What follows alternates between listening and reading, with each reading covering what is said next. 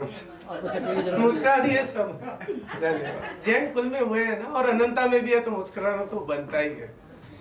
जैन समाज में शादियों में बढ़ता खर्च जरूरी अथवा गैर जरूरी, विपक्ष में तेज सिंह जी मोदी साहब रोकेगा कौन? जैन समाज में बढ़ते खर्च का एक अनावश्यक अभिशाप है। अभिशाप ही तो है। मैं सच कह रहा हूं ना? नहीं हो सकता है मैं आपकी उम्मीदों से परे ना हूं, पर मैं शायद ऐसा सोचता हूं कि मैं सच कह रहा हूं। सादगी, अहिंसा और संयम के सिद्धांतों पर आधारित जैन समाज, जैन समुदाय आज शादी में होने वाले बेहिसाब खर्चों का शिकार हो रहा है। शिकारी हमें ढूंढ रहे हैं। अरे 3000 की प्लेट वाला आदमी है ये, इसके यहाँ पर पहुंच जाओ भाई साहब। हमें कोरियोग्राफर तलाश कर रहे हैं जो हमारी बहन बेटियों को फुल्लड़ डांस सिखाएंगे। वही हमें ढूंढ रहे हैं। मैं आपको सही कह रहा हूं, अगर बात समझ में आ रही है तो आप कृपया हाँ बोले। प्रदीप जी बाबेल साहब पर रोकेगा कौन? मैं मेरे श्रेष्ठ सभाजन से आज पूछना चाहता हूं, आपके जहन में भी तो कुछ प्रश्न उठते होंगे ना? क्या ऐसे खर्चों से एक तरफ अजैन समाज सशक्त हो रहा है, अजैन समाज सशक्त हो रहा है, और हमारा संदेश बंधुत्व से व्यापार, हमारा संदेश बंधुत्व से व्यापार की दिशा में किए गए प्रयास क्या काफी बेमाने नहीं लगते हैं? आप खुद ही सोचें। अजैन समाज सशक्त हो रहा है, ये एक पॉइंट है, आप लिखना चाहे तो लिख लीजिए। यह बढ़ता खर्च न केवल अनावश्यक है बल्कि समाज की नींव को खोखला कर रहा है। खोखला ही तो कर रहा है ना?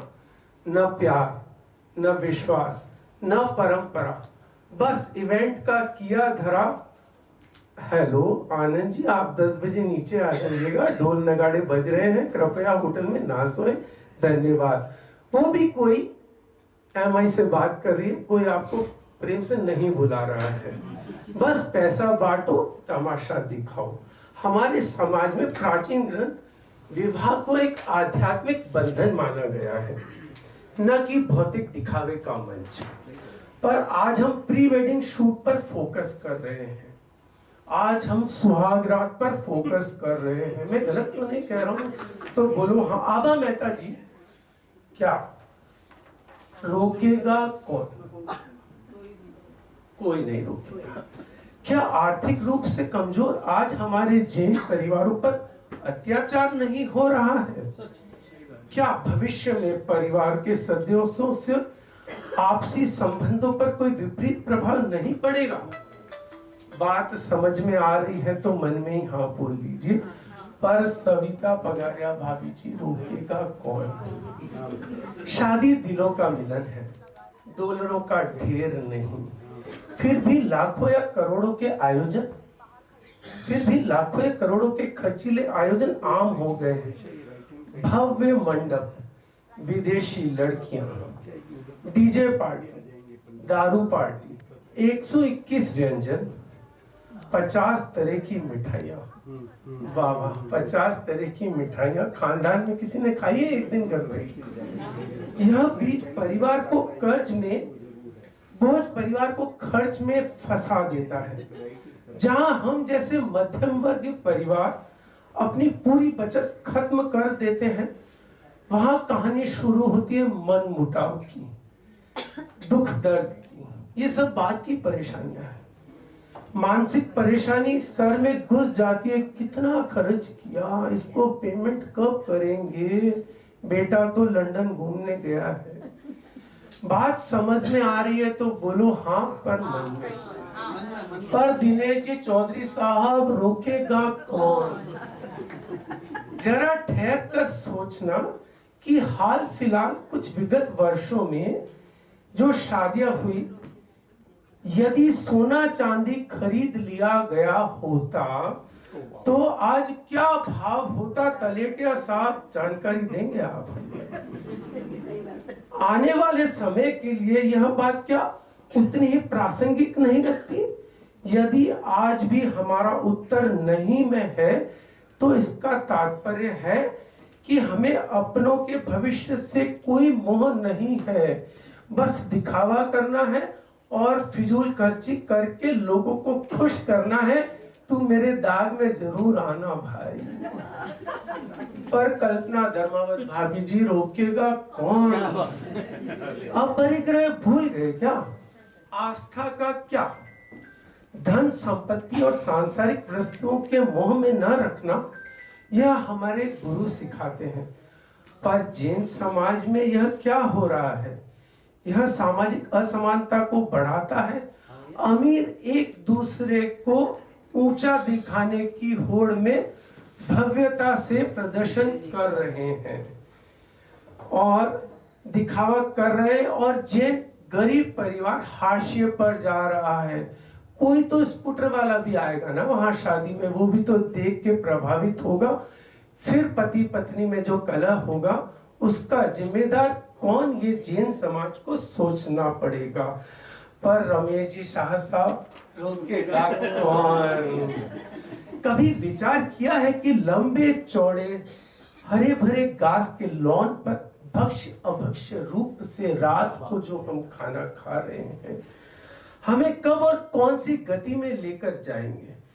उफ, पूर्व के पुण्योदय से प्राप्त लक्ष्मी से कितनों पापों का अर्जन हम किसके लिए कर रहे हैं? क्या बात? क्या महेश जी लोगों को दिखाने के लिए कर रहे हैं, या गेलड़ा साहब लोगों को दिखाने के लिए हम पाप भर रहे हैं?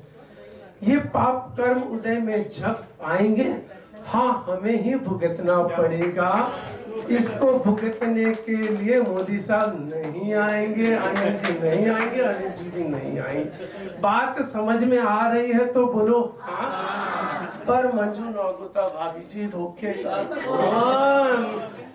हमारे जैन शास्त्रकारों ने गृहस्थ जीवन पर बहुत उत्तम समग्र अनुकरणीय मार्गदर्शन प्रदान किया है। मैं देख के इसलिए बोल रहा हूं कहीं कोई शब्दावली मिस ना हो जाए, बाकी मैं बिना देखे हुए बोल सकता हूं। मार्गदर्शन प्रदान किया, परंतु अफसोस है कि उनको पालन करना तो दूर की बात है। मोदी भाभी जी लोग पढ़ना ही नहीं चाहते हैं। हमने उनको जानने का, उन पर विचार करने का सुनीता जी कभी विचार ही नहीं किया। क्या कहूं, आप स्वयं से पूछो, आज हमारी आध्यात्मिक चेतना दिखावे की इस फिजूल खर्ची से पूर्णतः कुंठित नहीं हो रही है?